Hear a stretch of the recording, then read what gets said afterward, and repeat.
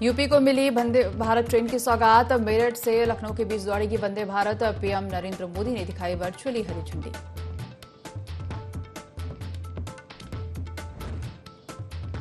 UP में police constable भर्ती परीक्षा का आज अंतिम दिन। 4 दिन में लाखों अभ्यर्थियों ने दी परीक्षा। 60,240 रिक्त पदों के लिए हुई परीक्षा।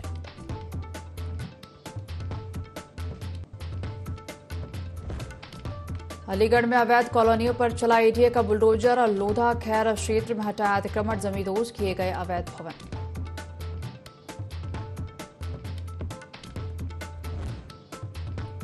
कौशाम्बी में 2 पक्षों में विवाद। जमकर हुई मारपीट। सैनिक कोतवाली क्षेत्र के टोरमा गांव का मामला।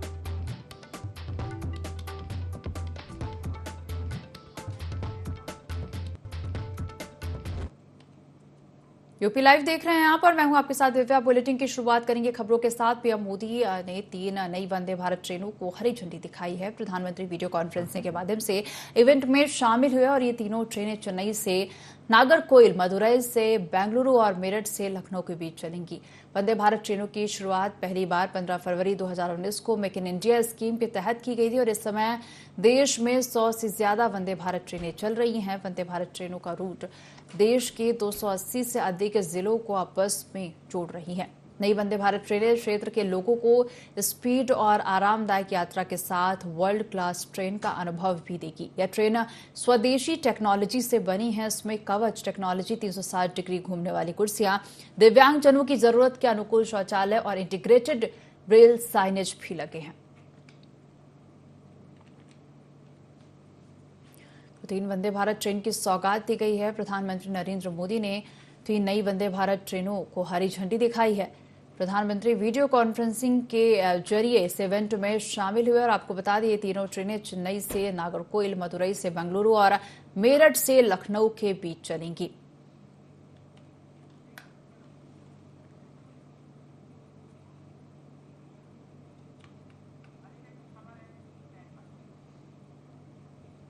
तो मेरठ और लखनऊ के बीच वंदे भारत ट्रेन दौड़ेगी। पीएम नरेंद्र मोदी ने वंदे भारत ट्रेन को वर्चुअली हरी झंडी दिखाकर रवाना किया और इस मौके पर सांसद अरुण गोविल मौजूद रहे। वंदे भारत मेरठ से सुबह 6:35 पर, लखनऊ से दोपहर 2:45 पर रवाना होगी। वंदे भारत का मंगलवार को संचालन नहीं होगा और इस दौरान सांसद अरुण गोविल ने कहा कि आज का दिन बहुत ऐतिहासिक है। पीएम मोदी और रेल मंत्री ने मेरठ को बड़ा तोहफा दिया है। मेरठ और लखनऊ के बीच वंदे भारत ट्रेन दौड़ेगी। पीएम नरेंद्र मोदी ने वंदे भारत ट्रेन को वर्चुअली हरी झंडी दिखाकर रवाना किया। आपको बता दें इस मौके पर सांसद अरुण गोविल मौजूद रहे। वंदे भारत मेरठ से सुबह 6:35 पर और लखनऊ से दोपहर 2:45 पर रवाना होगी। वंदे भारत का मंगलवार को संचालन नहीं होगा।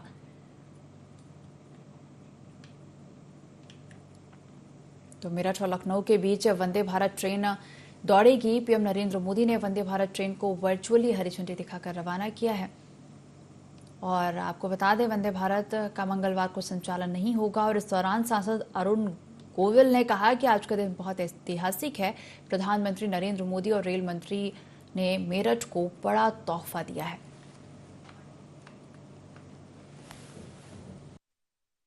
जिससे कि ऑप्शंस मिले, अदरवाइज जो जल्दी जाएगा सूट करेगा वहीं अटकी रहेगी सारी। मेरठ के लिए तो वास्तव में उपलब्धि है लोगों के लिए।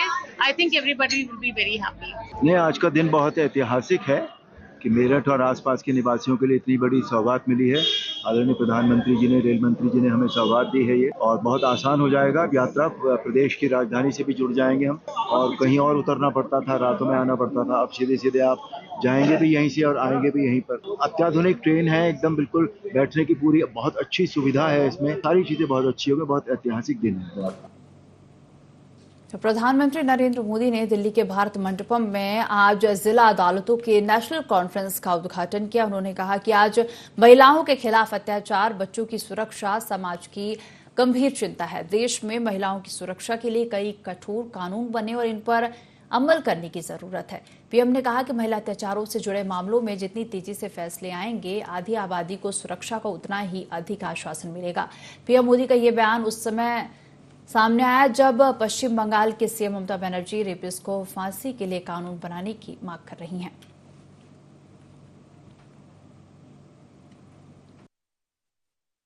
आज महिलाओं के खिलाफ अत्याचार, बच्चों की सुरक्षा समाज की एक गंभीर चिंता है। देश में महिलाओं की सुरक्षा के लिए कई कठोर कानून बने हैं। 2019 में सरकार ने फास्ट ट्रैक स्पेशल कोर्ट की स्थापना की योजना बनाई थी। इसके तहत अहम गवाहों के लिए डिपोजिशन सेंटर्स का प्रावधान है। इसमें भी डिस्ट्रिक्ट मॉनिटरिंग कमिटीज की भूमिका महत्वपूर्ण हो सकती है। इस कमेटी में डिस्ट्रिक्ट जज, डीएम और एसपी भी शामिल होते हैं। क्रिमिनल जस्टिस सिस्टम के विभिन्न पहलुओं के बीच समन्वय बनाने में उनकी भूमिका अहम होती है। हमें इन कमेटियों को और अधिक सक्रिय करने की जरूरत है।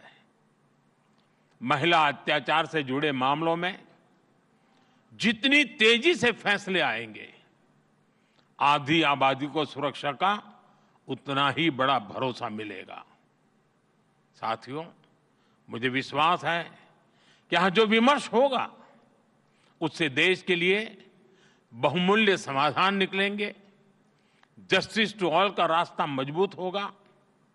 मैं एक बार फिर आप सबको इस पवित्र समारोह और समागम और चिंतन मनन में जरूर अमृत निकलेगा, इस आशा के साथ अनेक अनेक शुभकामनाएं देता हूं। मेरठ से बड़ी खबर का रुख करेंगे। वंदे भारत एक्सप्रेस में युवती से अभद्रता का मामला सामने आया। खाना लेने जा रही युवती से बदसलूकी की गई है। मेरठ से लखनऊ जा रही थी वंदे भारत एक्सप्रेस ट्रेन। तो आपको बता दें, खाना लेने जा रही युवती से बदसलूकी की गई है। युवती से अभद्रता का मामला सामने आया है। तो मेरठ से बड़ी खबर आपको बता रहे हैं। वंदे भारत एक्सप्रेस में युवती से अभद्रता की गई है। खाना लेने जा रही युवती से बदसलूकी की गई। मेरठ से लखनऊ वंदे भारत एक्सप्रेस जा रही थी। तो वंदे भारत एक्सप्रेस में युवती से अभद्रता की गई। तो मेरठ से इस वक्त की बड़ी खबर आपको बता रहे हैं, जहां वंदे भारत एक्सप्रेस में युवती से अभद्रता की गई है। खाना लेने जा रही युवती से बदसलूकी का यह मामला सामने आया है। तो वंदे भारत एक्सप्रेस मेरठ से लखनऊ जा रही थी।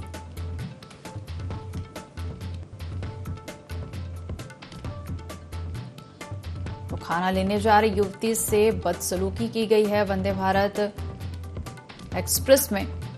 आपको बता दें, वंदे भारत एक्सप्रेस मेरठ से लखनऊ जा रही थी।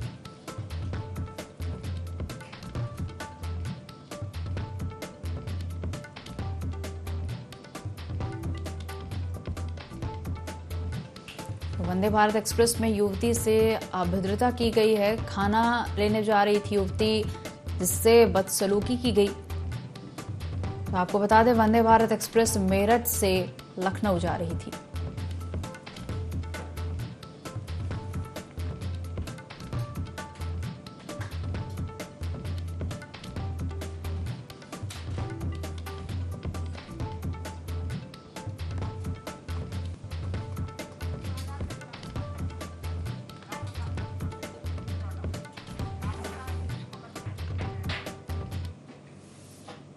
एक तरफ सोशल मीडिया के कई नुकसान हैं, तो वहीं सोशल मीडिया के कई फायदे भी हैं। और ऐसा हम इसलिए कह रहे हैं क्योंकि ललितपुर का एक व्यापारी पिछले कई महीनों से लापता था, जिसकी गुमशुदगी की रिपोर्ट थाने में दर्ज कराई गई थी। काफी ढूंढने के बाद भी उनका पता नहीं चल पा रहा था। लेकिन एक दिन एक व्यापारी रील देख रहा था। रील में उसे संजीव जैन दिखाई दे, जिसकी सूचना उसने तुरंत लापता संजीव के परिजनों को दी। सूचना के आधार पर परिजनों ने ललितपुर पुलिस को जानकारी दी है। पुलिस ने नोएडा के वृद्धाश्रम में संपर्क किया और अपनी टीम संजीव को लाने के लिए भेज दिया।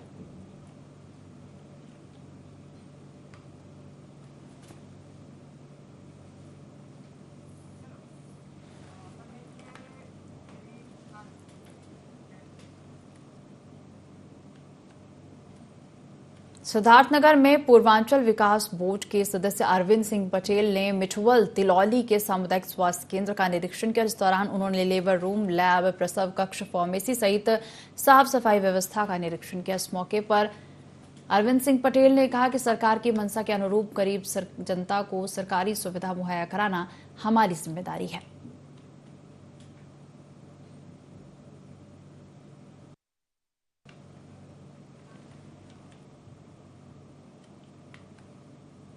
सिद्धार्थनगर में पूर्वांचल विकास बोर्ड के सदस्य अरविंद सिंह पटेल ने मिठुबल तिलौली के सामुदायिक स्वास्थ्य केंद्र का निरीक्षण किया।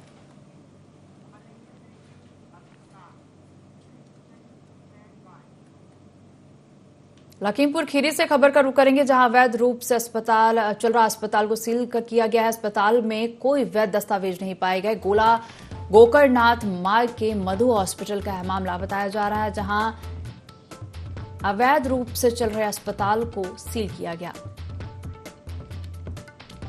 अस्पताल में कोई वैध दस्तावेज नहीं पाए गए हैं। गोकर्णनाथ मार्ग के मधु हॉस्पिटल का पूरा मामला बताया जा रहा है। आपको बता दें, हॉस्पिटल अवैध रूप से चल रहा था, जिसे सील किया गया है। अस्पताल में कोई वैध दस्तावेज नहीं पाए गए। गोकर्णनाथ मार्ग के मधु हॉस्पिटल का पूरा मामला बताया जा रहा। खबर लखीमपुर खीरी से है, जहां अवैध रूप से चल रहे अस्पताल को सील किया गया।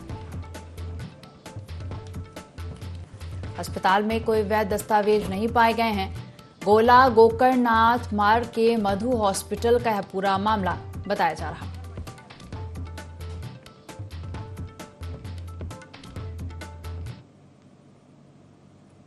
कासगंज में कोतवाली क्षेत्र के निजामपुर में मगरमच्छ किसान के घर में घुस गया। मौके पर लोगों की भीड़ जमा हो गई। ग्रामीणों की सूचना पर पुलिस और वन विभाग की टीम मौके पर पहुंची और मगरमच्छ का रेस्क्यू किया गया। तो कासगंज से खबर आपको बता रहे हैं, जहां मगरमच्छ किसान के घर में घुस गया। मौके पर लोगों की भीड़ जमा हो गई। वही ग्रामीणों की सूचना पर पुलिस और वन विभाग की टीम मौके पर पहुंची है और मगरमच्छ का रेस्क्यू किया गया। कोतवाली क्षेत्र के निजामपुर से खबर आपको बता रहे हैं, जहां मगरमच्छ किसान के घर में घुस गया। मौके पर लोगों की भीड़ जमा हो गई। ग्रामीणों की सूचना पर पुलिस और वन विभाग की टीम मौके पर पहुंची और मगरमच्छ का रेस्क्यू किया गया।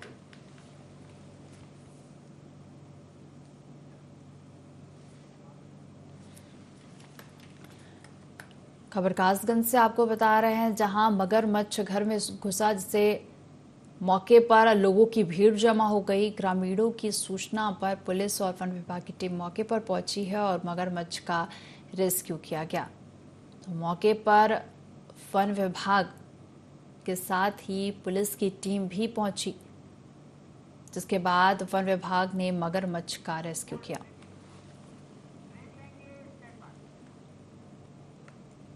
खबरों में आगे बढ़ेंगे। कानपुर में 20वां श्री श्याम महोत्सव का आयोजन 1 सितंबर से होगा। आयोजक श्याम सखा मंडल करेगा। कार्यक्रम की शुरुआत बाबा की अखंड ज्योत प्रज्वलित कर की जाएगी और इसके बाद पर्यावरण की अनुकूलता को देखते हुए विशेष रूप से असम से मंगाई गई जूट और बेंत की लकड़ियों और हरी पत्तियों से श्याम बाबा का श्रृंगार किया जाएगा। श्याम बाबा का दरबार सजाने में 30 कारीगरों को लगाया गया और इसके साथ ही राम दरबार और शिव परिवार के भी दर्शन कराए जाएंगे। तो 1 सितंबर से श्री श्याम महोत्सव का आयोजन होगा।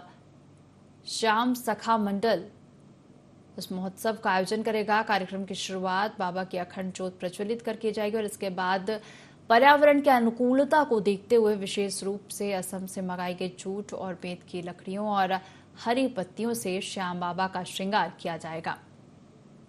श्याम बाबा का दरबार सजाने में 30 कारीगरों को लगाया गया और इसके साथ ही राम दरबार और शिव परिवार के भी दर्शन कराए जाएंगे।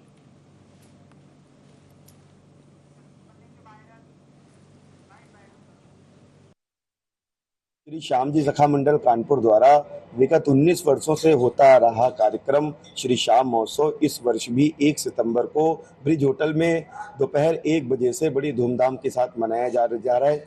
हम सभी श्याम प्रेमियों ने जो बहुत ही छोटी उम्र में 12 साल, 13 साल, 14 साल की उम्र में इस संमंडल की स्थापना की और आज श्याम बाबा की कृपा से 20वें उत्सव को मनाने जा रहे हैं। बाबा का भव्य दरबार और ये श्री श्याम जी सखा मंडल का पूरे जनमानस से, कानपुर के श्याम प्रेमियों से, सनातन प्रेमियों से निवेदन है कि इस बार के कार्यक्रम में अगर आपके पास बहुत समय नहीं तो कम से कम 1 मिनट के लिए बाबा का दर्शन करने के लिए अवश्य पधारें। विशेष रूप से कलकत्ते के विशाल कुशाल कारीगरों के द्वारा बाबा का इको फ्रेंडली दरबार, जो कि अभी तक कानपुर में शायद किसी भी संस्था, किसी भी सामाजिक कार्यक्रम में नहीं लगा है, वह दरबार आज श्याम प्रभु का लगने जा रहा है। कासगंज के पंचायत भवन में युवक आराम फरमा रहा है, जिसका वीडियो सोशल मीडिया पर वायरल हुआ है। वायरल वीडियो गंज डुंडवारा ब्लॉक क्षेत्र के धवा ग्राम पंचायत का बताया जा रहा है। सवाल ये उठता है कि आखिर युवक सरकारी भवन में किसकी शय पर आराम फरमा रहा है। तो इसका वीडियो भी सोशल मीडिया पर वायरल हो रहा है। पंचायत भवन में युवक आराम फरमा रहा है, जिसका वीडियो भी वायरल हो रहा है। वायरल वीडियो गंज डुंडवारा ब्लॉक क्षेत्र के धवा ग्राम पंचायत का बताया जा रहा है। और यह सवाल यह उठता है कि आखिर युवक सरकारी भवन में किसकी शय पर आराम फरमा रहा।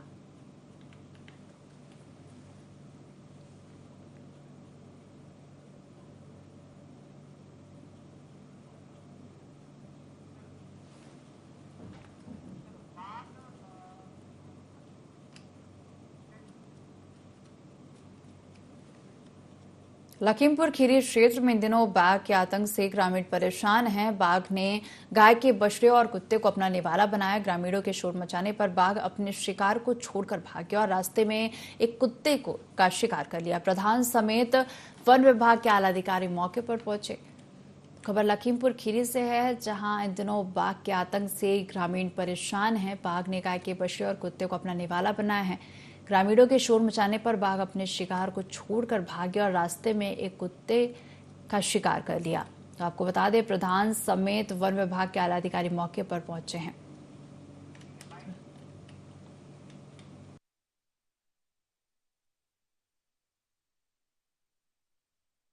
उत्तर निघासन रेंज तिकोनिया बीट। आज जो है राजपाल सिंह के यहाँ लेपर्ड ने अटैक किया घर पे, तो एक गाय के बच्चे को उठा ले गया था, जिसे हम लोग गन्ने के अंदर से उसे ला करके और सुरक्षा की दृष्टि से गड़वाए दे रहे हैं। बाकी मुआवजा है तो आवश्यक कार्रवाई की जा रही है। उसमें कार्रवाई अब अधिकारियों से हमको अनुमति लेना पड़ेगा। ये लोग अपने आप को थोड़ा सा सावधान रखें, गोला पटाखा रखें, क्योंकि ये बिल्कुल बिल्ली प्रजाति का जानवर है। ये तो पटाखा दगाने से भी भाग सकता है।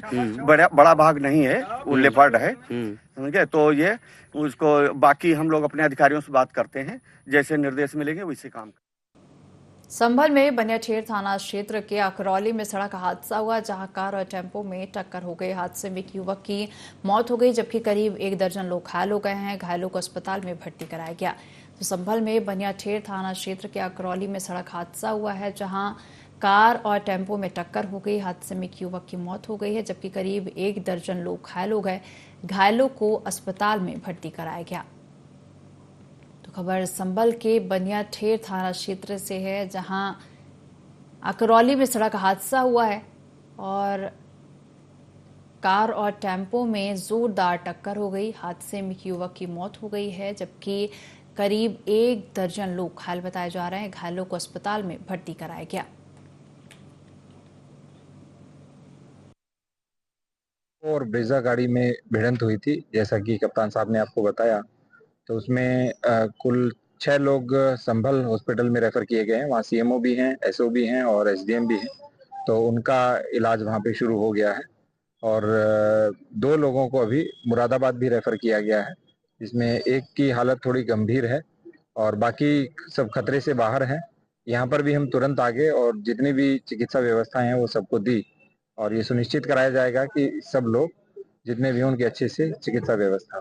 बनियाठेर थाना क्षेत्र के अंतर्गत एक ब्रेजा गाड़ी में, जिसमें कुछ व्यक्ति सवार थे तथा एक टेम्पो में भिड़ंत हुई, और उसकी जानकारी करने पे पता लगा कि बीच में एक मोटरसाइकिल आ गई थी। उसको बचाने के चक्कर पे गाड़ी अनियंत्रित होकर आगे सामने से आते हुए और टेम्पो से भिड़ गई और इसमें लोग घायल हुए। एक व्यक्ति की मौके पे ही मृत्यु हुई। बाकी 12 के आसपास लोग यहाँ पे घायलों के अस्पताल में लाए गए। 8 लोगों को रेफर किया गया है और इनमें से एक गंभीर घायल है, बाकी अन्य खतरे से बाहर है। और इनके इलाज के लिए जो भी आवश्यक व्यवस्था है वो की गई है। इसमें और अभी जांच करी जाएगी कि एक्सीडेंट के वास्तविक कारण क्या है।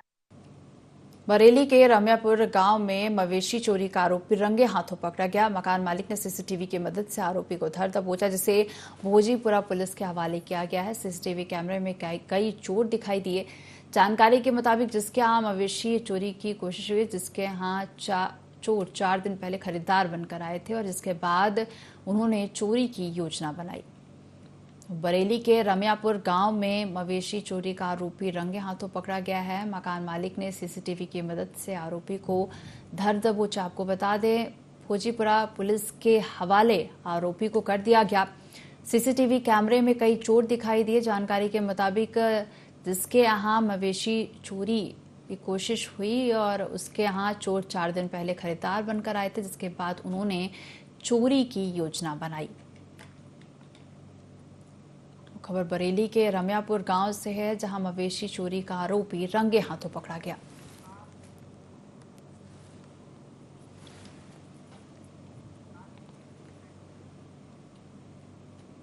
यूपी की पुलिस भर्ती परीक्षा देकर एक युवती अपने भतीजे और उसके दोस्त के साथ घर आ रही थी। इस दौरान झांसी के पबीना थाना क्षेत्र में ललितपुर हाईवे के पास वाहन अनियंत्रित होकर डिवाइडर से टकरा गया।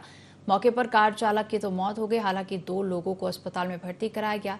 इलाज के दौरान उन दोनों की भी मौत हो गई। फिलहाल मौके पर पहुंची पुलिस ने शव को कब्जे में लेकर पोस्टमार्टम के लिए भेज दिया। यूपी की पुलिस भर्ती परीक्षा देकर एक युवती अपने भतीजे और उसके दोस्त के साथ घर आ रही थी। इस दौरान झांसी के बबीना थाना क्षेत्र में ललितपुर हाईवे के पास वाहन अनियंत्रित होकर डिवाइडर से टकरा गई। झांसी जनपद में थाना बबीना क्षेत्र अंतर्गत शाम को लगभग 7 बजे के आसपास एक एक्सीडेंट हुआ है। स्विफ्ट डिजायर गाड़ी में 3 सवार थे, अनियंत्रित होकर डिवाइडर में चढ़ गया और उसमें ऑन द स्पॉट एक व्यक्ति को डेथ हो चुकी थी। इलाज के दौरान 2 लोगों का भी मृत्यु हो गई है। उसमें एक परीक्षार्थी थी जो 8 थाना क्षेत्र अंतर्गत रहने वाली थी, जो जालौन जनपद की थी। परिवारजन को सूचना दिया गया है। पोस्टमार्टम और आगे कार्रवाई की जा रही है। तो कुशीनगर जिले के सामुदायिक स्वास्थ्य केंद्र में लापरवाही देखने को मिली। दरअसल कप्तानगंज के एक प्राइवेट अस्पताल में ऑपरेशन के दौरान एक प्रसूता की मौत हो गई। मौत के 24 घंटे तक परिजन शव लेकर अस्पताल पर मौजूद रहे और जिला प्रशासन से कार्रवाई की मांग करते रहे, लेकिन इस मामले में जिला प्रशासन की तरफ से कोई कार्रवाई नहीं की गई। परिजनों का आरोप है कि डॉक्टर्स की लापरवाही से महिला की मौत हुई है। कुशीनगर जिले के सामुदायिक स्वास्थ्य केंद्र से लापरवाही सामने आई है। पैदेसी रोला नॉर्मल कहल त नाही होइल त कहतल ऑपरेशन होई ई बोले जे तब ठीक ऑपरेशन में से हो जा तब ई गार्जियन के पास में नहीं रहल डॉक्टर तर ऑपरेशन कोई लोग के तर नहीं बच्चा नॉर्मल से कह के ले आके दे दिए। ओकरा बाद से मरीज के ले आके भेजा सुता दिया। सुताले के बाद से वही जे बेडे पर ओकरा बाद से तब मैडम अलिए बड़की वो जाए उलट दलिए। हम कहतनी जे तब से छटपटिया तड़ी केहू नहीं आयल आ बैठ के हमारे बहनी बेडवे पर मर गई तो सब आयल हवा भी को लाद तब अंदर लेके गई। माया देवी नाम की एक 38 साल की महिला जिसका यहाँ पे LCS हुआ है। ये चौथी बार इसका चौथा बच्चा था, बाकी 3 बच्चे नॉर्मल हुए हैं। शाम को कल 6 बजे के आसपास मरीज भर्ती हुआ है। 11 बजे इसका प्रसव LCS हुआ है। 3 बजे के आसपास जो इनके पेपर की जांच की गई और इनके द्वारा बताया गया, जो सर्जन है मौली पॉल, इनके द्वारा बताया गया कि इसको घबराहट और सीने में काफ़ी दर्द होने लगा। इन्होंने रिसर्सिटेशन का प्रयास किया है और 4 साढ़े 4 बजे के आसपास कार्डियक अरेस्ट हो गया है। कानपुर के अरौल थाना इलाके में पुलिस और बदमाशों में मुठभेड़ हो गई, जिसमें एक बदमाश के पैर में गोली लगने से वह घायल हो गया। दरअसल अरौल थाना पुलिस को मुखबिर से सूचना मिली थी कि बकोठी गांव के पास लूट, चुनैती पेट्रोल पंप में लूट और घरों में चोरी जैसी वारदातों को अंजाम देने वाले बदमाश बकोठी गांव आ रहे हैं। जिसकी जानकारी मिलते ही पुलिस ने गांव के पेट्रोल पंप के आगे खलवा के पास चेकिंग लगाई और बकोठी की तरफ से आ रहे बाइक सवार बदमाशों ने पुलिस पर फायरिंग शुरू कर दी। वहीं जवाबी कार्रवाई में पुलिस ने भी फायरिंग की, जिसमें एक बदमाश के पैर में गोली लगी। साथ ही अन्य 2 बदमाशों को पुलिस ने गिरफ्तार किया। पुलिस की पूछताछ में आरोपियों ने बताया कि बकोठी पेट्रोल पंप लूट और क्षेत्र में अन्य चोरी की घटना को कबूल किया। वहीं घायल को उपचार के लिए CHC बेल्हौर भेजा गया और अन्य दोनों बदमाशों से पूछताछ की जा रही है। आपको बता दें, मुठभेड़ में शामिल टीम को पुलिस उपायुक्त पश्चिम ने महोदय 25,000 रुपये नगद पुरस्कार देने की घोषणा की है।